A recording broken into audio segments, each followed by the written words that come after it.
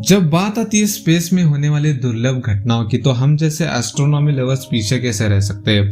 फिर चाहे हमें रात भर जागना क्यों ना पड़ जाए, हम इस इवेंट को देखना जरूर चाहते हैं। फिर चाहे वो टोटल सोलर इक्लिप्स हो, या फिर ब्लड मून हो, या फिर ब्लू मून हो, या फिर किसी एस्ट्रॉयड का आना हो, या फिर कॉमेट का आना हो, या फिर मेटेरॉइड का शॉवर हो, या फिर कुछ ऐसी घटनाएं जो बहुत ही दुर्लभ होती है, जैसे कि द ग्रेट कंजक्शन जो कि हाल ही में हुआ था। लेकिन स्पेस में सिर्फ यही घटनाएं नहीं होती, ऐसी बहुत सी घटनाएं जो स्पेस में हमेशा होती रहती है, जो कि हम ऐसे ही नहीं देख सकते। या तो हमें किसी ताकतवर टेलीस्कोप की जरूरत पड़ती है, और अगर बहुत दूर वो घटना हो रही है तो हमें हबल टेलीस्कोप की मदद लेनी पड़ती है। लेकिन वो घटनाएं सिर्फ हम स्क्रीन पे देख सकते हैं। जैसे कि बात करें सुपरनोवा की, आज तक हमने सुपरनोवा को सिर्फ स्क्रीन पे देखा है। एस्ट्रोनॉमर्स की मीटिंग में जब लैरी मोलनार ने कहा कि हमें 2022 में सुपरनोवा अपनी आंखों से देखने को मिलेगा, जिसको देखने के लिए हमें किसी टेलीस्कोप की जरूरत नहीं पड़ेगी, या फिर हमें किसी स्क्रीन पर नहीं देखना पड़ेगा, हम अपनी आंखों से रात में उसे होता देखेंगे और कुछ महीनों तक हम उसे देख पाएंगे, तब दुनिया में एक अजीब तरह की खुशी छाने लगी कि हम सुपरनोवा को अपनी आंखों से देख पाएंगे। शायद मानव इतिहास के हम पहले मानव होंगे जो हम सुपरनोवा को अपनी आंखों से देख पाएंगे।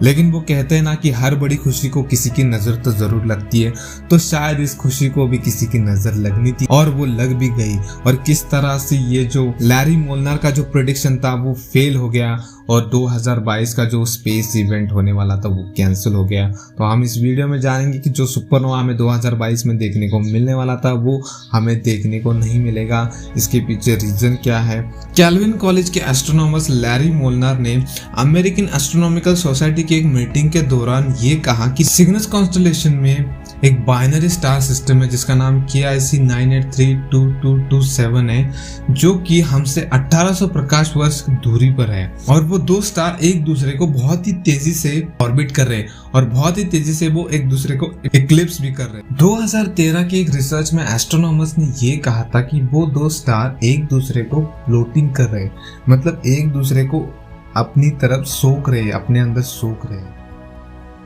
उनमें से एक स्टार है जो सूरज से 40% लार्ज है, और उनमें से जो दूसरा तारा है वो हमारे सूरज से 1/3 है। मतलब अगर हम हमारे सूरज को 3 हिस्सों में डिवाइड करें और उनके 3 स्टार बनाए, तो उनमें से जो एक स्टार है उतने आकार का वो एक तारा है। तो जैसा कि मोलनार ने प्रेडिक्शन किया है, अगर उनके प्रेडिक्शन के मुताबिक सब कुछ हो गया तो 2022 में हमें एक सुपरनोवा देखने को मिलेगा। और जिस बाइनरी स्टार की हम बात कर रहे हैं वो हमसे 1800 प्रकाश वर्ष की दूरी पर है। इसका मतलब उन दो स्टार का कोलिजन ऑलरेडी हो चुका है, बस हमें यहाँ से दिखाई नहीं दिया, क्योंकि वहां से आने वाले प्रकाश किरण को पृथ्वी तक आने के लिए 1800 वर्ष लगते हैं। तो इस तरह से वो कोलिजन हमें 2022 में देखने को मिलेगा, जिस तरह से मोलनार ने प्रेडिक्शन किया है। लेकिन जब ये प्रेडिक्शन किया गया, जब ये स्टडी की गई, जब ये डेटा एनालाइज करके सामने रखा गया, फिर उस डेटा के ऊपर बहुत सारे एनालिसिस हुए, बहुत सारे एस्ट्रोनॉमर्स ने उन डेटा को स्टडी किया। उनमें से एक एस्ट्रोनॉमर है जिनका नाम है क्वेंटिन सोशिया, जो कि ग्रेजुएटेड स्टूडेंट है सैन डाइगा स्टेट यूनिवर्सिटी के। उन्होंने मोलनार के उन प्रेडिक्शंस को और उनके डेटा को फिर से एनालाइज किया।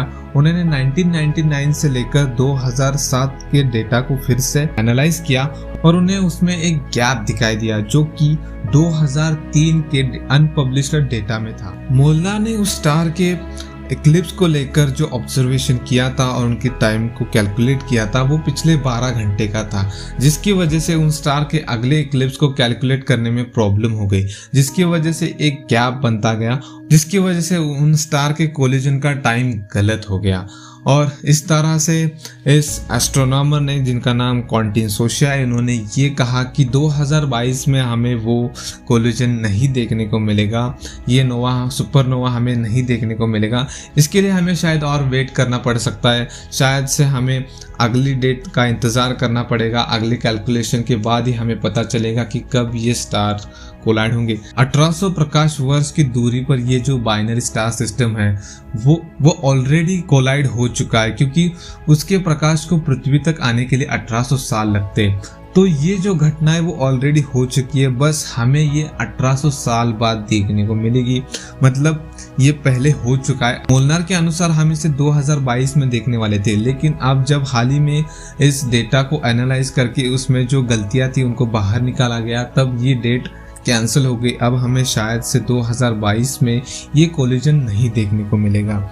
ये शायद से हमें आने वाले कुछ सालों में देखने को मिल सकता है। अब कब ये देखने को मिलेगा इसकी कोई कंफर्म डेट नहीं है, क्योंकि अब इस पर और ऑब्जर्वेशन होगा और एनालिसिस होंगे, फिर उसके बाद जाकर हमें इसकी डेट पता चले। तो ये एक तरह से बुरी खबर है, क्योंकि अगर ये 2022 में हो जाता तो हम इसे देख सकते हैं अपनी आंखों से।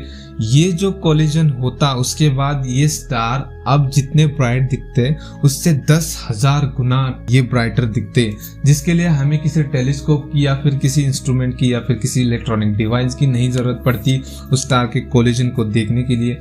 तो ये एक हिस्ट्री मेकिंग मूवमेंट हो जाता, लेकिन शायद से हमें और वेट करना पड़ सकता है। तो हम होप करते हैं कि जब तक हम जिंदा है तब तक ही ये इवेंट हो और हमें देखने को मिले, यही हम आशा रखेंगे। तो बस यही था वीडियो। हम मिलेंगे एक नए वीडियो में एक नए टॉपिक के साथ। तब तक आप देखते रहिए क्यूरियस इंडिया। चैनल को सब्सक्राइब कर दीजिए। वीडियो अगर पसंद आए तो लाइक कीजिए, अपने दोस्तों के साथ शेयर कीजिए।